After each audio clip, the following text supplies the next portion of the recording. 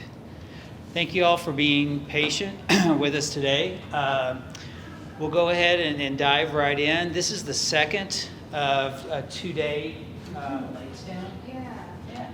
Can we hit the lights? Turn those off if you could. Maybe awesome. Thank you. Much better.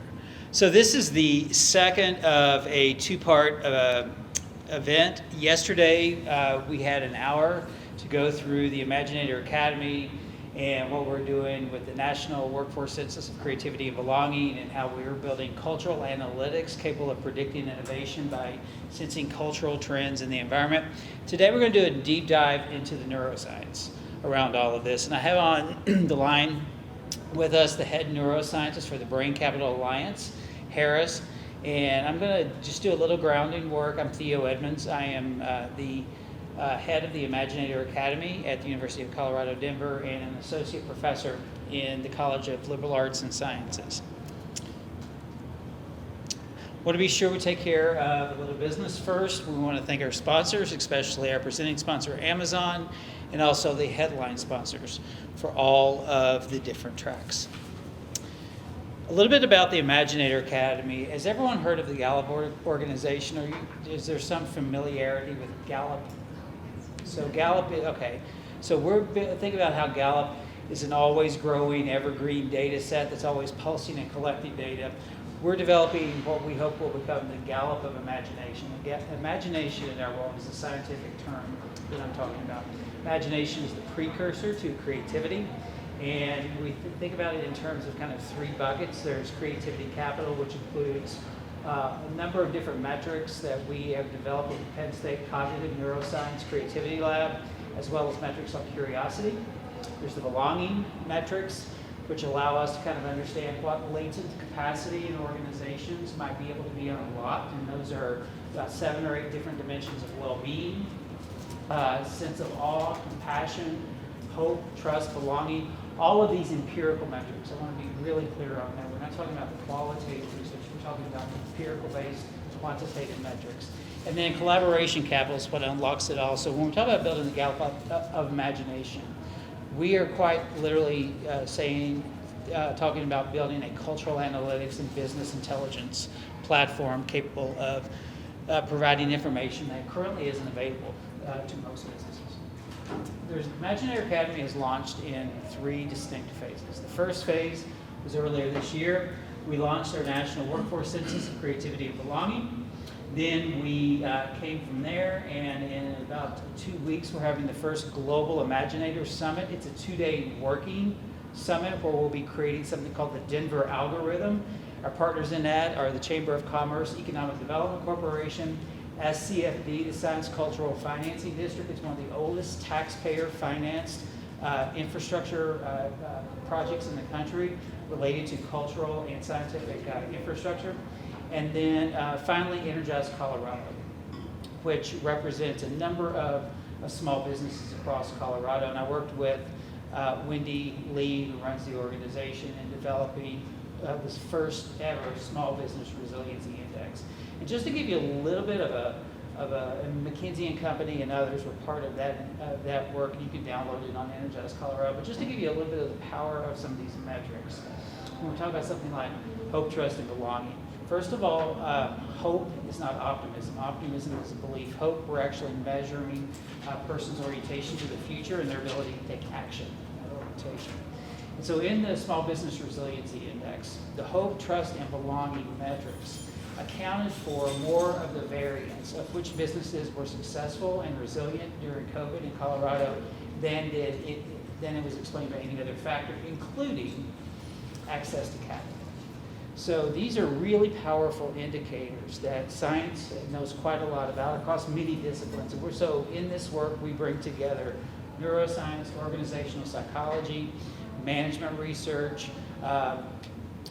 research on entrepreneurship and innovation, the arts, public health, and a number of other areas. So the metrics that we're bringing together don't exist neatly in just one area. It's the way that we're bringing them all together that forms the intelligence piece. Can I ask a question? Sure. Are you mic'd for the recording? Yes, right here. Fantastic. I want to be able to just focus and listen, but I also want to take Yeah, absolutely.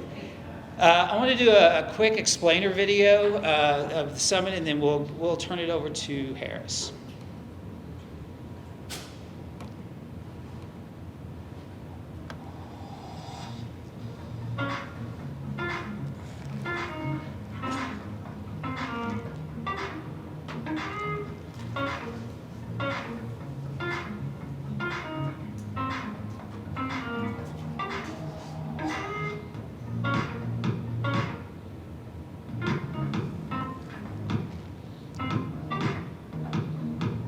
Did that yesterday too.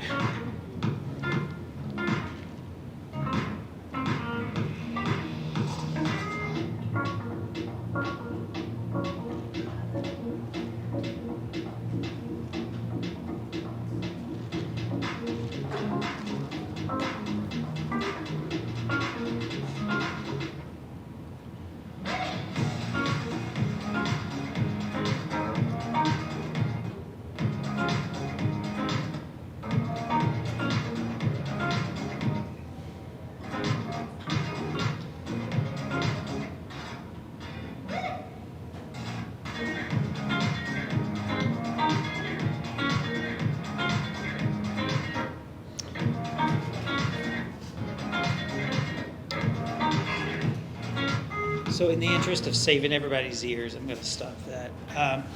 So Harris, we're going to come to you next. I started working. Let's get you up on the screen first, though.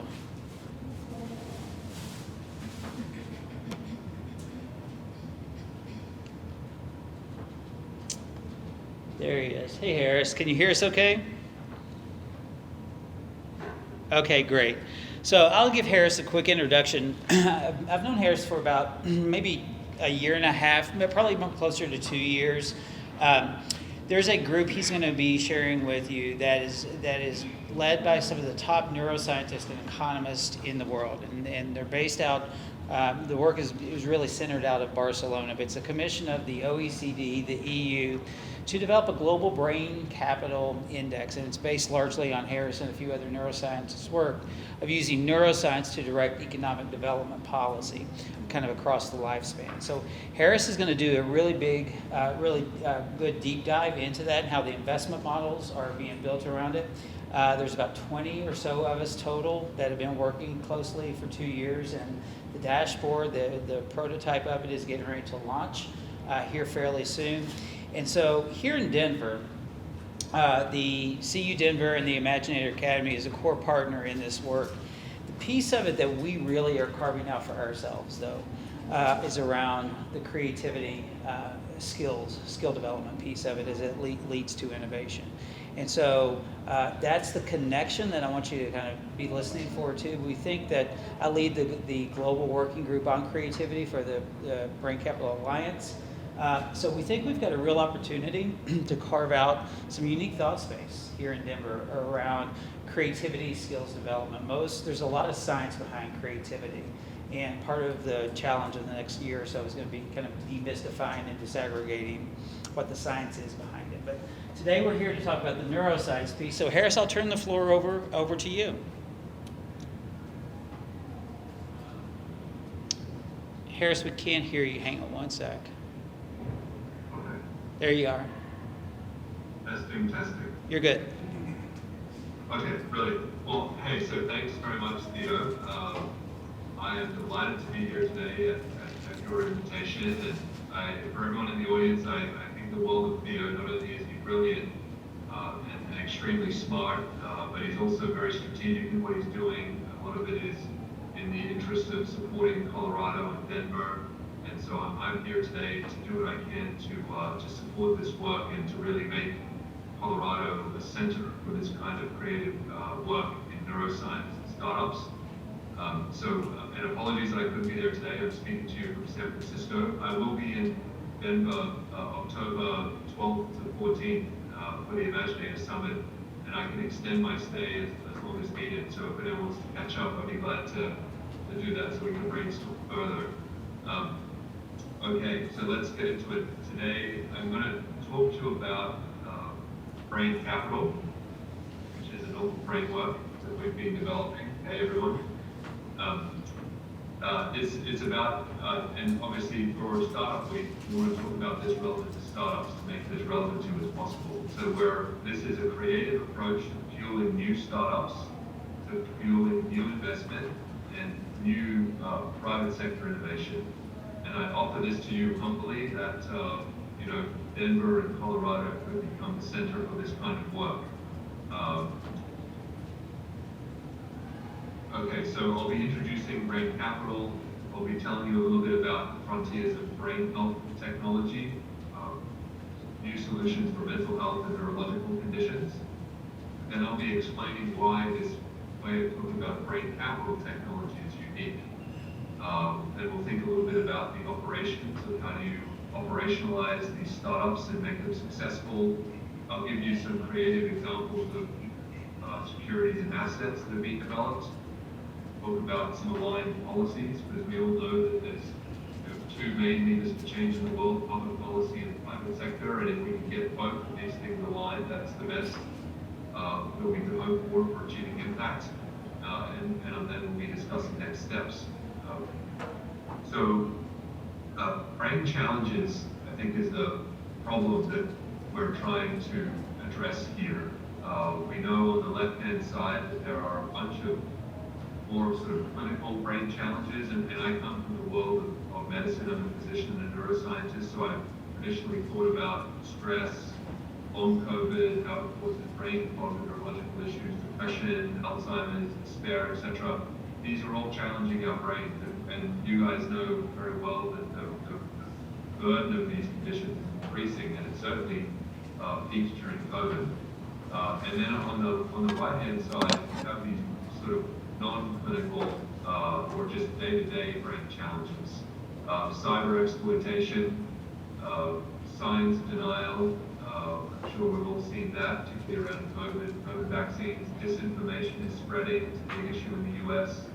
We know that education there's been many losses during COVID, particularly for school-age children, and then air pollution is also not good for our brains. It rapidly speeds the onset of dementia. So all of these confluence of brain challenges come together, and they're quite problematic, to say the least. So we need creative solutions to this, and this is why I really enjoy working with Theo, because as you can tell, he's very turbocharging imagination and creative thinking, and so I get a lot of inspiration and a lot of ideas from working with Theo around solutions for this. So I want to nail this for the people in the room that are in the private sector and in the startup world. BlackRock into the neuroscience field now. And this is a big deal. As you know, BlackRock is the biggest asset manager in the world. It has about $10 billion under management. So when BlackRock gets into the neuroscience field, that's a big signal. And this only happened, as you can see, recently, August 26th of this year. So where right now, I think, and I don't know if I even shared this with Theo yet, but like this movement of BlackRock, they're thinking about ETFs, exchange traded funds, and other types of investments in the brain. Now is the time that we can really get a lot of improvement for people, new solutions for mental health challenges and neurological conditions, and even new ways of promoting creativity and other types of brain skills that are essential. The size and scale of these conditions are enormous, right? They cost the global economy trillions of dollars every year, and I'm sure that everyone, including me, has either been dealt with a mental health challenge themselves, or a family member or friend has dealt with it, or someone that you know, so that they're so pervasive. Everyone knows someone that's been struggling, and you can imagine not only is it a challenge for people's well-being, but then productivity-wise, it's associated with presenteeism, absenteeism, etc. So really important to address these issues. COVID made it worse, whether it was COVID, isolation, creating people feeling lonely, or whether it was the effect of COVID virus on people's brains, very problematic. And we know that in the mental health and neurology fields, diagnosis is subjective. Diagnosis is based on discussion. It's not particularly objective or quantifiable. and treatment is often trial and error. It's hard to know, if therapy is going to work or which medications work for people. So, there's many issues that we need to solve. And of course, in low and middle income countries, it's even worse than it is in America and in Australia, where I'm from. And then, of course, I mentioned that education losses were substantial. The United Nations thinks that we've lost an entire generation of school-age students and their education during the COVID period.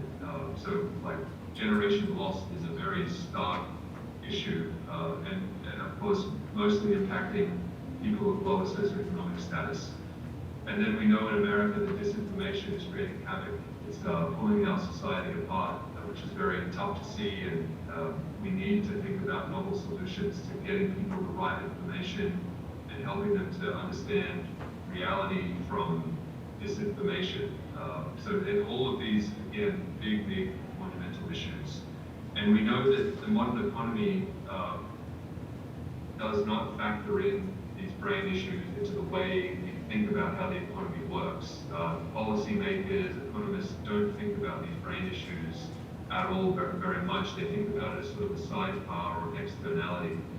And so a lot of what we're doing here with Theo, with Brain Capital, is trying to bring this brain stuff into the center of the way we think about the economy. What is brain health to the economy? What is it to productivity? What is it to well-being? What are brain skills? What does it mean to the economy? And of course, we know that climate and little viruses are now thought about center to the way the economy operates because of climate issues and the pandemic. So let's do the same with the brain. It's been wonderful. This Brain Capital work's only been happening for the last 2 years, but it's been picked up by a number of major groups. Lundbeck is a global leading brain pharmaceutical company based out of Denmark. It says that the world is increasingly relying on brain capital. Our premium is put on brain skills, brain health. It's an individual's cognitive, emotional, and social brain resources. So it's wonderful that Bloomberg picked this up. And of course, this relevant to startups is a big deal because if Bloomberg gets interested, it's another signal to startups that there can be, corporate investment from them, or other pharmaceutical companies will get competitive and get interested as well. World Health Organization has also been picking up brain capital, saying that investing in building brain capital is fundamental to meeting societal challenges and to drive innovation. And I'm just getting a bit of feedback from the line. I wonder if we could mute from your end. Please. Yeah. Let's see.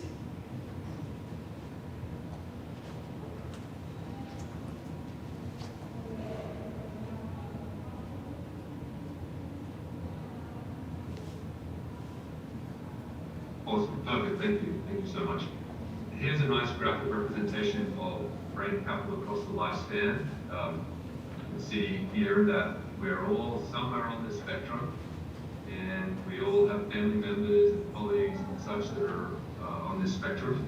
We have positive fluid influences that are good for our brain capital, like socializing, education, exercise. We all have red down arrow. Harris, can you make your slides full screen, please? They should be. It's on your side. It's full screen on mine, and The top one.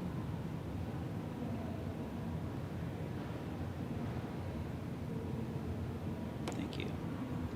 There we go. And then oh, if you, perfect. Yep. if you push that one. Those notes. Next one to the left, middle one, left one more, middle. There you go. Thank you. Yep. It's good to have an expert in the room. You can tell this stuff up there. Perfect. All right. So suffice to say, this slide is very personally relevant to all of us. We can think about what we could change about our own day-to-day lives. But then if you're a creative entrepreneur, this perhaps opens up some new ideas about startup businesses, problems, and then solutions, novel products and services. And it goes without saying, happy to share these slides with you guys. So just stopping now briefly to say that imagination has been a big part of this brain capital work. It started with an imaginative idea for me about 3 years ago on a hike, and then I immediately brought it to people like Theo to help to formalize it and test it and make it make more sense. So just a shout out for the importance of imagination and creativity, because most of this is genesis of daydreaming and walking in the forest, which is kind of surreal that it's gone from there to where we are today. And so again, thank you to my colleagues that have helped us to formalize this and build a sort of coalition of women across the world. Planarity, I just wanted to make a shout out for this. Theo and I first also bonded on the topic of transdisciplinarity, which is going beyond individual silo disciplines, multidisciplinarity, to transdisciplinarity is really fusing fields together. And as Theo described with his resilience index, that's what he's doing, transdisciplinarity, and his role is as a transdisciplinary professor and executive at CU. And so very much important for me, and brain capital, as you can tell, is like fusing policy, clinical issues, neuroscience, economics all together. And we ultimately wrote a book on this and published it about 18 months ago with Oxford Press. So just a shout out to transdisciplinarity, which is so critical. And also I think that Colorado is very unique in its ability to be transdisciplinary. I recognize that, I personally love Denver and Colorado. You've got a big enough population, but not too big, and the community is tight-knit that, particularly in brain capital, you've got groups that can very easily work together, from companies, universities, public and private, hospital systems, and then other groups that are pro-innovation can really come together and iterate very quickly to engineer a lot of brain capital innovation. That's very important in this transdisciplinary work. So brain capital, as you can tell, as described, including sort of brain-related assets and resources. If you sort out brain capital, everything else follows, right?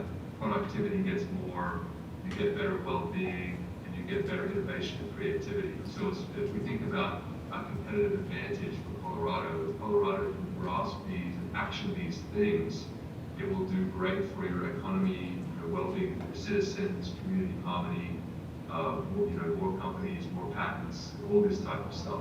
This is the simple intention that we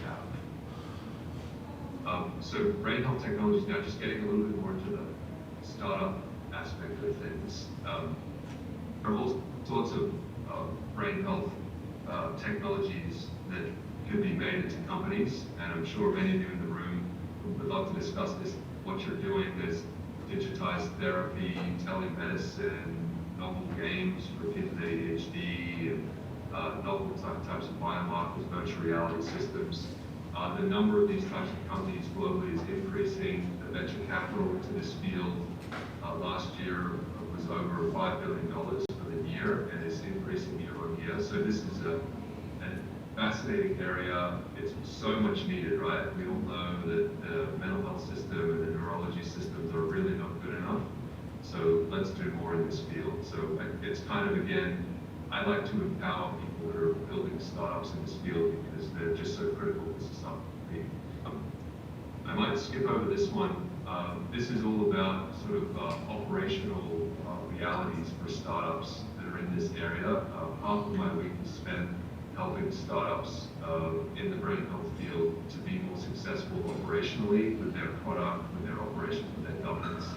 I'm happy to talk to anyone about this if it's relevant to them later on. But this gets a little bit into the weeds of sort of operating a business. Funding challenges for startups in the mental health field. We have many of you in the Valley of Death that you probably all know about. On one side, we have universities that accelerate and stuff without new companies or new IP. And then on the other end, we have IPOs and big corporations that are acquiring. But in the middle, particularly in the mental health field and neurology fields, where is commercialization? It's often secured with where you get funding from to build your company to the point where it can be exited and sold, the workforce that is experienced in sort of science, part clinical, part business. So again, important to think about, and it'd be interesting to discuss how do you guys think Colorado is doing in this way of sort of fostering mental health and brain health startups. The operational slide, which I'll skip over in the interest of time, and we can come back to any nitty-gritty operational discussions later on. We're happy to take other calls with people. There, interestingly, are thematic venture capital funds in the brain health field for mental health and neurology companies. Dementia Discovery Fund, top right, is based out of London, loves to fund Alzheimer's disease and dementia, Parkinson's disease-related companies. This LSP Dementia Fund is based out of the Netherlands.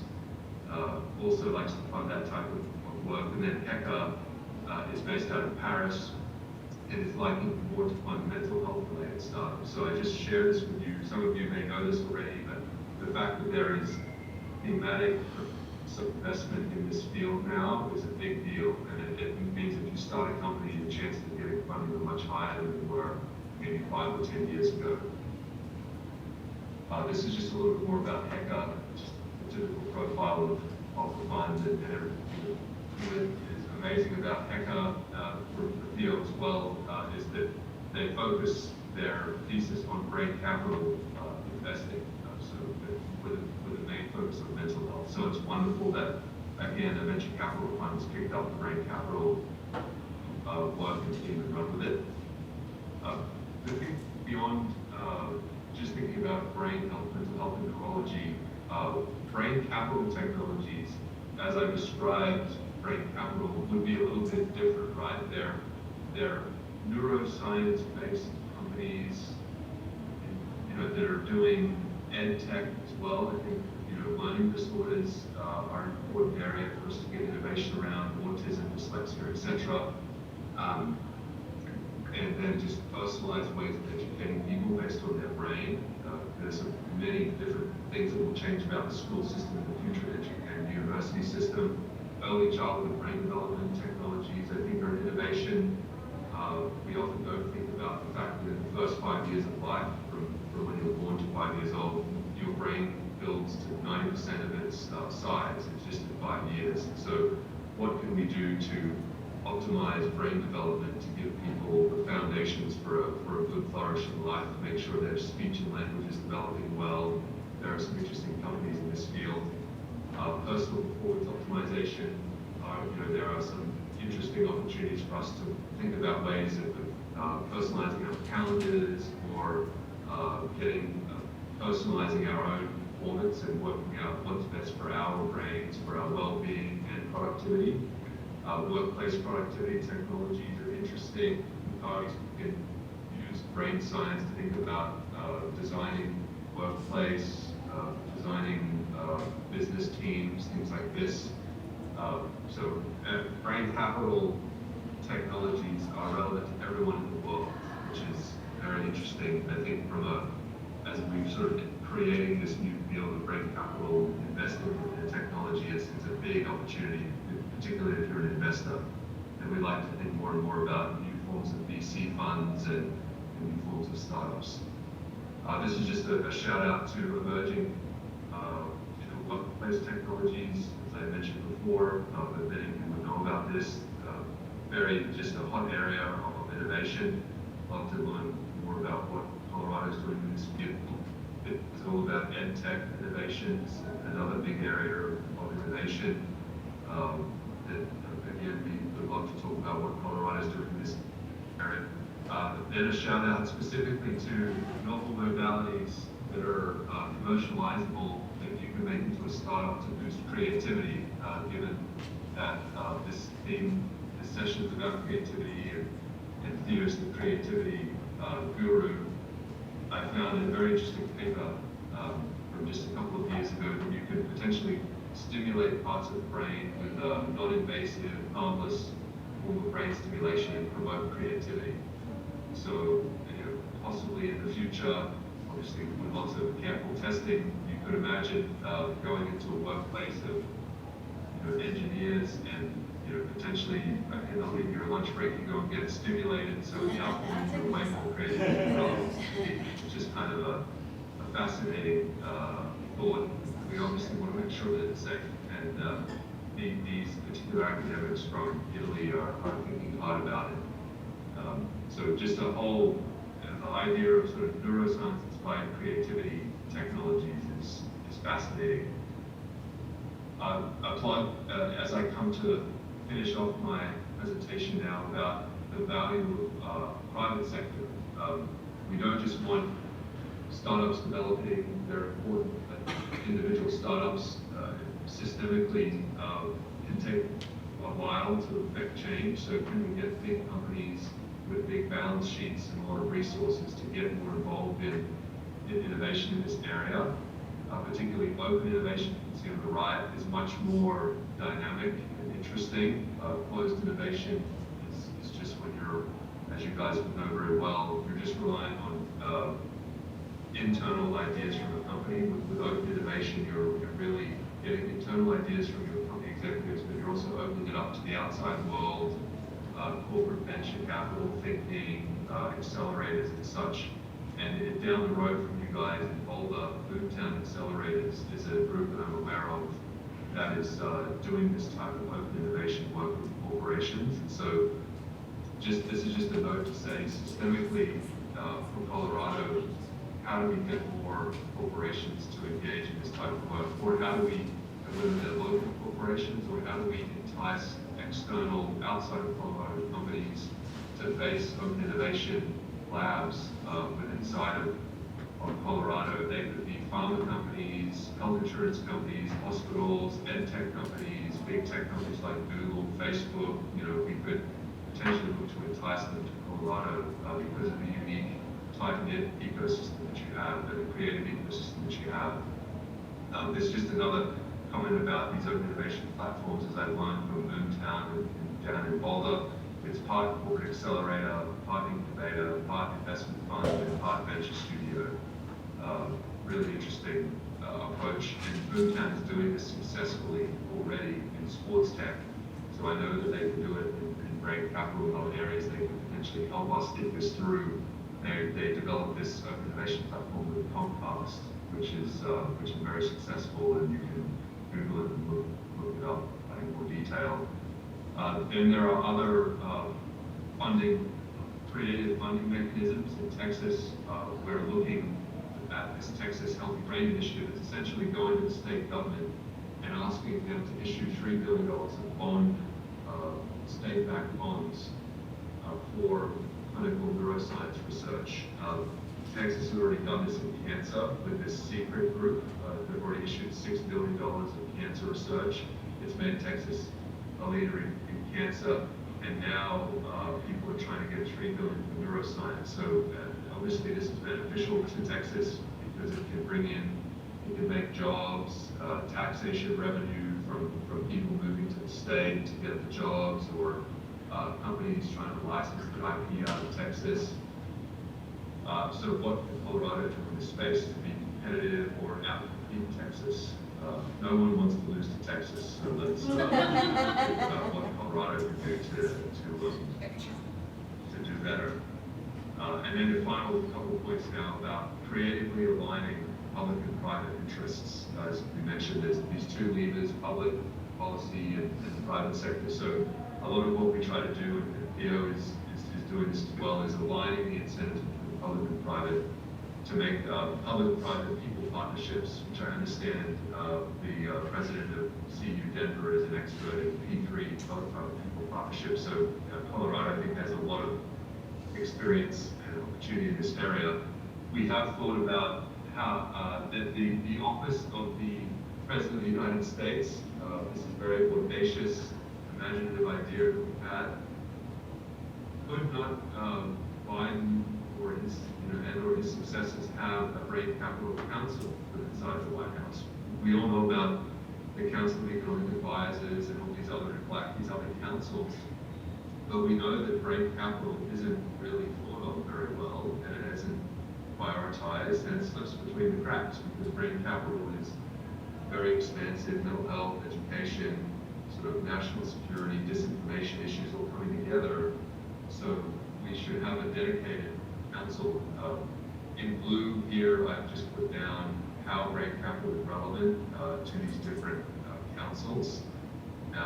So anyway, a new council would be wonderful in the US context to try to coordinate the federal government to address these issues. But maybe this could be relevant to the Colorado state government or to local city, in Denver or Colorado Springs or something like that.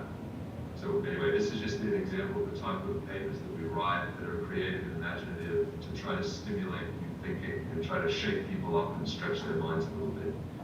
And then recently, shout out here, we were in Argentina to talk about this type of brain capital innovation in public and private. So it was a short summer course that we did. I was one of the speakers, met also down here with Manes, who's a very rare politician. He's a neurologist. He's in politics and he's running for president of Argentina in the next 12 months. And he is running on a brain capital platform, talking all about mental health, education, neurology, STEM jobs, creativity, these types of things. So it's amazing to see that there's a politician in Argentina that's running on this stuff, and his main campaign platform at the moment is around empathy. How does he bridge the radical left and the radical right in Argentina, get them to come together in the middle and have conversations? So interesting to see brain capital in action in Argentina. So could we do some kind of short courses in Colorado on this topic to train your teachers, nurses, healthcare workers, policymakers, private sector people on brain capital to try to create a movement in a grassroots set of activities? Okay, really finishing now. This was a nice profile for us. We were mentioning in the Financial Times, talking about how boosting brain health, thinking about brain health can basically increase economic productivity. So again, we think about the state of Colorado, this would be a way of unlocking more economic productivity for you. And then could Colorado be a creativity living lab? I think that Theo is already doing this with the Imaginator Academy and the Imaginator Summit, that there is this model from Europe of living labs where you can, intentionally build an ecosystem around a theme. So creativity is a theme. How do we drive all of these different stakeholders, investors, policymakers, teachers, universities, how do we drive them all towards the same thing? And again, I know that Theo is already doing this with regards to creativity, so I just offer this as another model that the Europeans use. It's just really kind of a framework that we could leverage to just make sure that we're dotting our I's and crossing our T's and doing everything we can do in this field. So in conclusion, I think Colorado honestly could be the center for creative brain capital innovation. We've got already making great progress with Theo's leadership and other people in the state that are interested in this type of work. And I humbly offer some other ideas around new courses. This stuff is all good for attracting and retaining students and people to the state because it's a sort of novel sustainability impact thinking, which people love. We could develop new industries, think about new investment funds and commercialization engines like accelerators, that lots of new research that can come, and therefore lots of grants that can be brought into the state.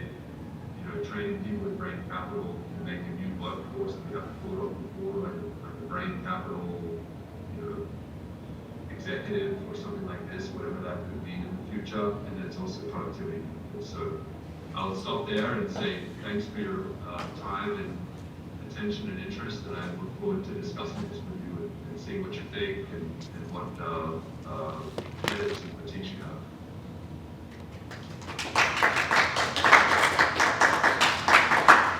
So we'll do our best to do a Q&A here. I may have to translate through here, but what questions do you that arise for you all from any direction on Harris's presentation? Yeah. I saw you all went up at the same time. My name is Ebony, CEO and founder of DSW, and I have a few questions, but I'll just take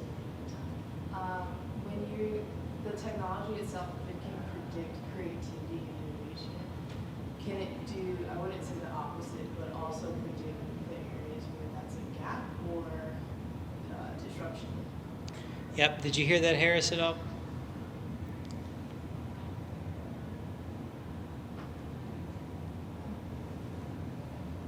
You might have to unmute yourself. Yeah, I'm unmuted here. Yeah, it's very soft, so I could like only hear every fifth word. So essentially, and correct me, Ebony, is that right?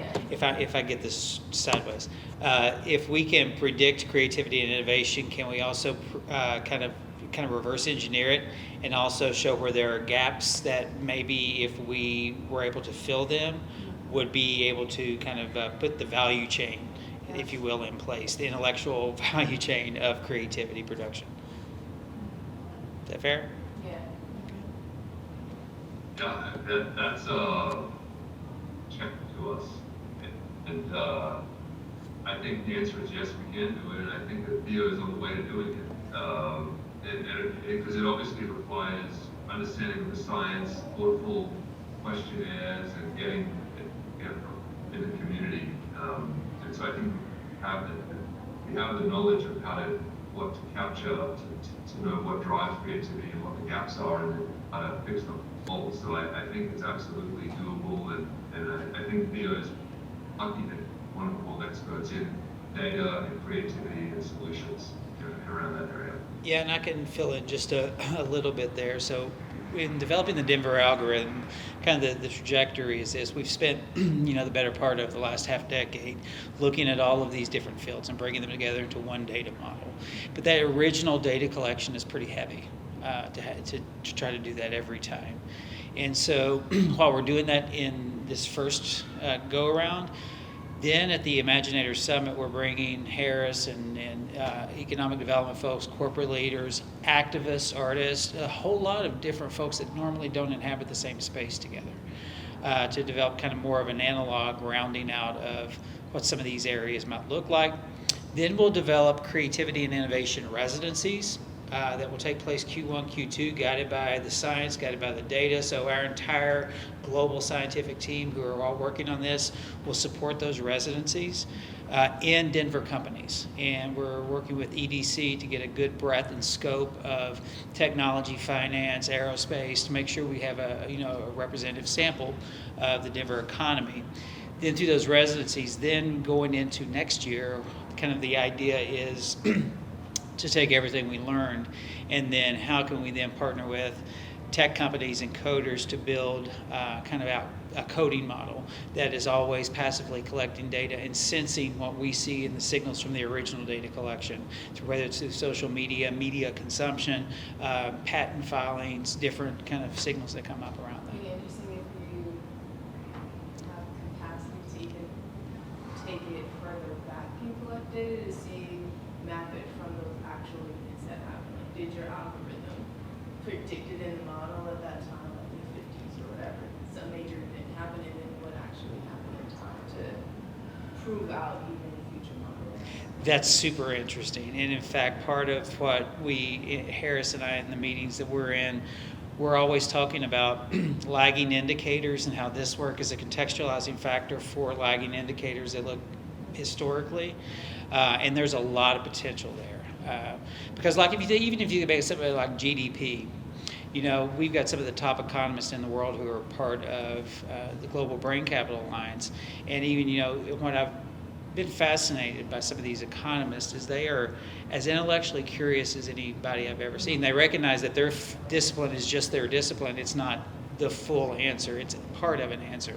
And so GDP is going to tell you what happened, but it's not going to tell you a whole lot necessarily about why it happened and then where it might be going based upon other things that are happening in the world. Especially from a local perspective, it's like big H and little h, right? What are people doing and saying, and how does that map to what the economists and the leaders say? Yeah. And telling history and predicting and encouraging to disrupt your own model. Right? Yep, those are all you're in the zone of what our conversations kind of revolve around. So thank you for that, Ebony.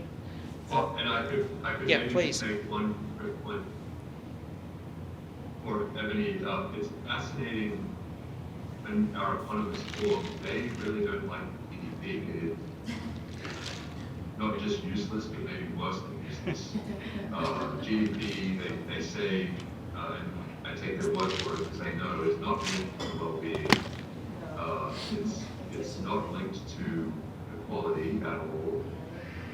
And so they basically want to throw it in the bin, and they want to think about much more relevant ways of looking at, harmony in society and well-being and creativity. So it's, like economics is kind of broken, the traditional economics, and so we're trying to support them with disciplinary linkages to make it more relevant to everyone. Because right now GDP doesn't serve anyone. And it was intentionally built that way because of the timing it was created, Right. and things that were really happening, so it had to just So, focus on this one. so what's really kind of interesting, one of the economists that we work a lot with, Andrew Nevin, he's the head of PwC Africa. And he's from Canada. He's also a world expert in the field of human flourishing. And so he can say things as an economist about GDP that a neuroscientist and a creativity scientist can't necessarily get away with, and it land quite the same way. But what Andrew and others, we often talk about is that when you think about well-being and inclusion, those are not the outcomes of a program in this kind of work. Those are the antecedent conditions for economic growth and innovation. So it's a different orientation to things. Yeah, thank you. Andrew. Was there a question over here? Yeah. Do you want me to come up so you can? That would be awesome, yeah.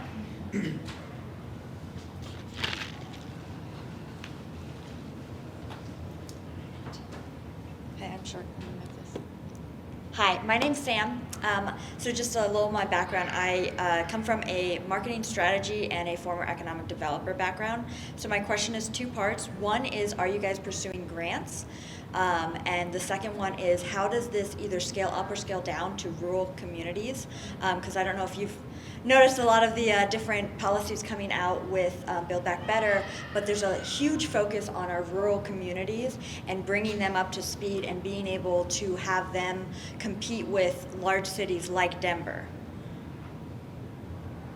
Well, good to meet you, Sam. I'm from northeastern Australia, from rural, remote area, so it's one topic to me. It's where I come from. There's a little bit of feedback in the line, try to focus. Go ahead. As far as grants go, we're just getting into the grant mode now. You can tell, like, developmental thinking and exploration, and now we're getting into grant. I would welcome any suggestions about grants to target. We're at the moment, we're submitted to Woodward Johnson, European, but it's been very kind of fragmented. So we do need strategies. Any other issue? The MacArthur Foundation has a $100 million grant called 100 Change that we're thinking about applying to, and maybe we could do that with Colorado, with Theo, and with you, because we need some kind of like really interesting thing to go after that kind of sort of world-changing grant. So the answer is yes, one should have. And then to the rural areas, for sure, they're so often left behind. So we're interested in the area. I don't have any necessarily sort of things to tell you that we're doing right now and that we are open to explore it, because so often rural areas are left out. I know in healthcare they're left out. But maybe we have an opportunity now, right, during COVID, and as knowledge workers have moved out into rural communities, how do we help these to keep them, the knowledge workers? But then also, how do we support rural areas to be, get upskilling and things, and not get by sort of, the future of digitized robot science. So anyway, there's just some dynamics that run that are relevant, but I love the picture. About it. Yeah, I'll leave my card with Theo, and we'll be in touch when you're here in October. Cool. Thanks, Ed.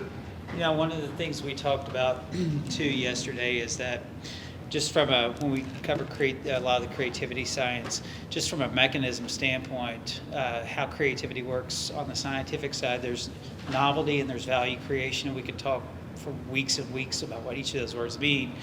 But from a mechanism standpoint, Zuckerberg's lived experience in the questions he asked of data sets at Meta works exactly the same way as a rural single mother in Colorado or a black lesbian in Appalachia. From a mechanism standpoint, our lived experiences dictate and help to form the questions that we ask as we make meaning, create value in our lives. So when we talk about rural communities, that's where I also see a major opportunity from a 9-generation Appalachian family, and that's where I grew up. So the ingenuity that is there has not been able to be monetized in the same way we have in cities, and so we don't quite value it maybe in the same way. But as we expand the aperture of what are the opportunities for innovation, people that have not that have been working in ways that go beyond a very specific privileged demographic may be the biggest opportunities we have for innovation and growth. So, but you know, rural communities in my world falls very much inside of that. Yeah. Please come on.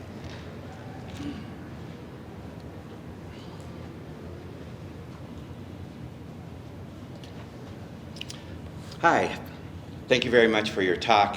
I mentioned this to Theo yesterday, so I'm especially perked up today when you guys talk about transdisciplinary collaboration, or whatever you want to call it. So I've developed a program that I would like to think is all-encompassing, and what I hear you guys proposing is that in this work with neuroscience and the brain capital, it feels like you're proposing that you have figured out an all-encompassing solution to humankind's problem, which is awesome. Now, you can correct me if I'm wrong, if you're just talking about mental health, which absolutely needs to be addressed, and if you're trying to solve that. But if, in fact, you view this, and I hear both in you gentlemen's passion, that you actually do believe that if we could integrate humanity and all the systems of society around what you have discovered, that we could solve the world's problems. But something I'm not hearing in the conversation, and when I talk about love, people immediately think I'm a religious zealot, and that couldn't be further from the truth. I think religion needs to end, and that it's broken, and that the irrational faith is the source of a lot of our problems. I'm coming from more of a psychological Eric Fromm point of view of love, that the way we find courage is we have faith in our ability and the potential of our ability to become the fullest person we are. And he makes a very, very strong empirical case on why that's love. So I'm not hearing in any of this conversation about the purpose that love and grounding oneself and how that affects your mental health. And I certainly know when I'm not connected to my own purpose of love, I can face a mental health crisis very easily. But when I am connected to it, I am very much connected to my sense of hope and courage and imagination. So please tell me what you would, how you would answer that. In about 2 minutes or less, because we're at time. Well, I mean, can we mute it on your end? Feedback. Yeah, okay, so no one has ever once taught the intersection between love and brain capital, so I love this question. It's really fascinating, and I agree with your sentiments about the importance of love. Maybe the best example that I can think of is in Argentina with empathy. This fellow from Hermanes, neurologist in politics right now, in parliament and running for president. Empathy is his main slogan. And, I was in Argentina for the last couple of weeks. The radical left and radical right is way more radical than anywhere I've ever seen, including in America. There's no love between those groups. And to the point where someone tried to assassinate the vice president, as something you might have seen on the news, with the gun jammed. And I was just down the road when that happened, and sort of the riotous and whatnot stuff that was going on was quite startling. So I've thought about this love concept through empathy most recently. So I just share this as that empathy is what's resonating with me with love. There's obviously even more found in empathy, but certainly we have an empathy deficit in the modern world. We have people that dehumanize each other and don't care about each other's opinions. A lot of it's driven by the digital world. You don't care as much if you're an anonymous person on Twitter about what shit you talk about someone else. Excuse my French. And also we know that these echo chambers and social media algorithms are pulling people and giving them less and less empathy and alienating each other from themselves. So I think that bringing some sense of harmony amongst people with different ideologies and different backgrounds is critical. And so can neuroscience help us to sort of regulate social media companies or generate new forms of development in community, new nonprofits? Anyway, so it's totally on board, and it sounds like you're already doing something that's a project that's wonderful. Nice, thank you. So we'll close it out here, but on this subject of love, I think it's an interesting one for a couple of reasons. I've been thinking a lot myself about beauty here recently, and here's why. Whether it's computer coding, whether it's corporate branding and advertising, we all live inside of these systems of someone's imagination, someone's creativity, that is subtly shifting what we believe to be possible and valuable in our lives and in the world. And when you think about beauty, you think over the last 25 years, I'm a Lizzo uber fan because of what she has done to kind of begin disaggregating these concepts on a lot of levels. And so as we go forward and we think about where the opportunities for new innovation come from, I think it's going to come more from these socio-cultural areas that are not prone to kind of gatekeepers around what is and what is not valuable in the same way that something like that has been historically like purely tech might be. And in the work that we do, the closest thing we do to love is in compassion. There's 4 different data signals that we can measure in our compassion work.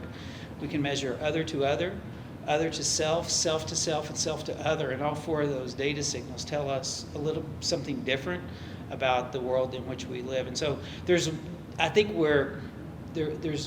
things that are happening that address this question of beauty, of love, but they address them in ways that may not call it the same thing. And I think part of transdisciplinary work is how do we start being more intentional around developing that shared language, because in developing that shared language, we're going to find opportunities for innovation that we are just talking past each other right now. And so this is where I see us having a really unique opportunity. In our group here, we spend a lot of time being very intentional around doing that. For one, just because somebody is one of the top economists in the world, in our working groups, they are no more privileged in their position than anybody else. And so, our group, but our group comes in with that intention. So I think you also have people willing to do that. Harris, thank you for your work. We'll see you in a couple of weeks. Will you all help me thank Harris? And if you want to give me cards or whatever, I can make sure that we get the slides to you all as well. Enjoy the rest of Startup Week. We're coming in for a close here, but I hope you all have had a good one, and see you soon. Thank you. Thanks, Harris. I'll be in touch.